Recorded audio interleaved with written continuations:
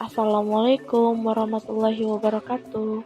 Kami mahasiswi akuntansi ingin mempresentasikan tentang PPT kami yang berjudul Permasalahan Ekonomi Rakyat khususnya Lampung dan Jambi selama pandemi COVID-19 yang mana beranggotakan Ani Widyawati, NIM 2661001, Eva Dora, NIM 2661011, dosen pengampu, Bapak Awan Sentosa, SE, MSc.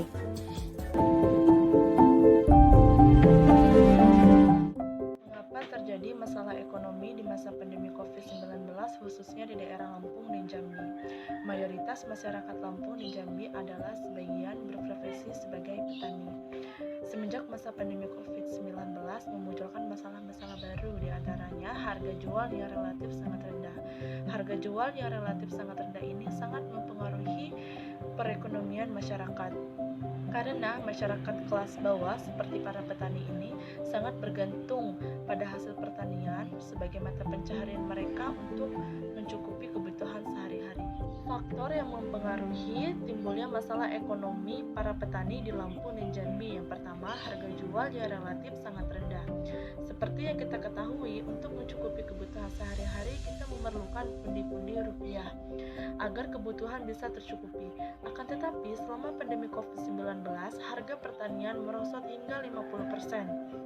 Yang mana harga ubi semula 1.800 per kilogramnya menjadi 800 per kilogramnya. Begitu pula dengan harga karet, dari harga 8.000 menjadi 5.000 per kilogram. Yang kedua, kesehatan para petani.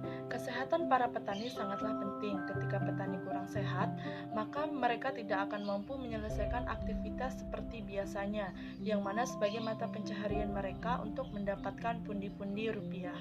Cuaca yang tidak stabil. Seperti yang kita ketahui, Indonesia mempunyai dua musim, yaitu musim penghujan dan musim kemarau, yang mana dua musim ini sangat mempengaruhi pertumbuhan pertanian, terutama pada ubi. Jika memasuki masa kemarau, ubi akan membusuk atau gagal memproduksi ubi. Hal serupa dirasakan oleh petani karet. Jika memasuki masa kemarau panjang, karet akan mengering atau tidak mengeluarkan getah saat ketersediaan lahan yang kurang memadai.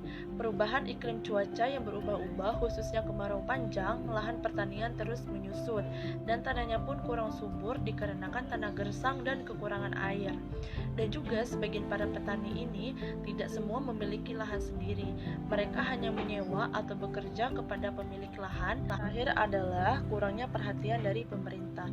Para petani perlu mendapatkan penyuluhan seputar sektor pertanian, di antaranya tentang sistem produksi dan tata cara pengelolaan lahan yang lebih baik lagi.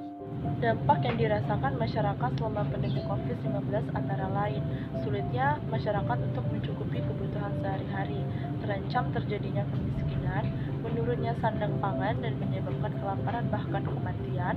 Seperti yang dijelaskan oleh Nancy et al. 2014, rendahnya harga karet telah merugikan petani yang memberikan dampak turunnya pendapatan petani per bulan, turunnya kemampuan investasi petani dalam membangun kebun karet unggul, dan turunnya daya beli petani.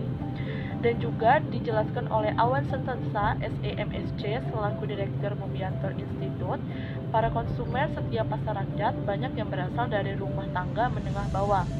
Mereka yang jumlahnya pun puluhan ribu dengan daya relatif rendah, sehingga harga murah di pasaran menjadi pilihan. Minimnya biaya pendidikan dan meningkatkan angka pengangguran. Upaya petani selama pandemi COVID-19. Upaya yang dapat dilakukan petani antara lain adalah: yang pertama adalah menjaga kesehatan. Walaupun petani bekerja hanya di ladang, namun mereka juga harus menjaga kesehatannya, apalagi selama pandemi seperti ini. Yang kedua adalah mengubah cara distribusi pertanian. Karena dalam prakteknya, rantai distribusi hasil pertanian sampai di pasar sangatlah panjang. Siapa yang diuntungkan? Ya, orang-orang tengah seperti pengepul dan tengkulak. Bagaimana keadaan konsumen? Dalam hal ini buruh. Berapa uang yang harus mereka keluarkan untuk memenuhi kebutuhan pangan mereka? Buruh menjadi pihak yang tidak dapat berbuat apa-apa. Pada dasarnya, mereka tidak memiliki lahan untuk pertanian. kebutuhan pangan mereka dapat dari membeli. Dikutip dari Menjawab Ruang Ketidakmungkinan di Pasar, Rian Arianto, SE. Yang ketiga, petani perlu untuk mengembangkan diri. Menurut Profesor Mubiarto, pola pikir dalam membentuk kebijakan saat ini adalah pandangan bahwa gencatan untuk pertumbuhan ekonomi yang tinggi akan mengalir ke bawah. Sedangkan ekonomi mikro yang berada di bawah tersebut kekurangan gencatan karena pemerintah lebih mengedepankan gencatan untuk investasi modal. Profesor Mubiarto menyatakan bahwa seharusnya roda ekonomi mikro itulah yang menjadi pelaku utama pengembangan ekonomi rakyat untuk menuntaskan kemiskinan. Yang keempat, membentuk kelompok tani atau koperasi tani. Koperasi dibangun atas dasar kerjasama, sangat sesuai dengan budaya gotong royong masyarakat Indonesia. Oleh karena itu, koperasi diharapkan dapat menjadi wadah pemersatu para petani dalam kegiatan usahanya. Untuk menyatukan petani dalam wadah koperasi butuh proses yang panjang. Diperlukan edukasi yang berkelanjutan untuk menanamkan pentingnya kerjasama dalam kegiatan usaha. Kesadaran akan pentingnya kerjasama menjadi salah satu modal utama dalam berkoperasi. Bekerja sama akan memungkinkan mereka untuk mencapai tujuan bersama melalui koperasi. Dengan demikian, tidak akan ada lagi cerita petani kecil yang kekurangan modal. Pada akhirnya, petani bisa berdaulat di tanah sendiri. Dikutip dari Menuju Kedaulatan Petani di Tanah Sendiri, Arief Setio Widodo. Solusi yang diharapkan petani kepada pemerintah. Yang pertama adalah memberikan bantuan kepada petani. Pemerintah dapat memberikan bantuan tambahan seperti mesin bajak, pendistribusian bibit, pupuk, serta obat hama.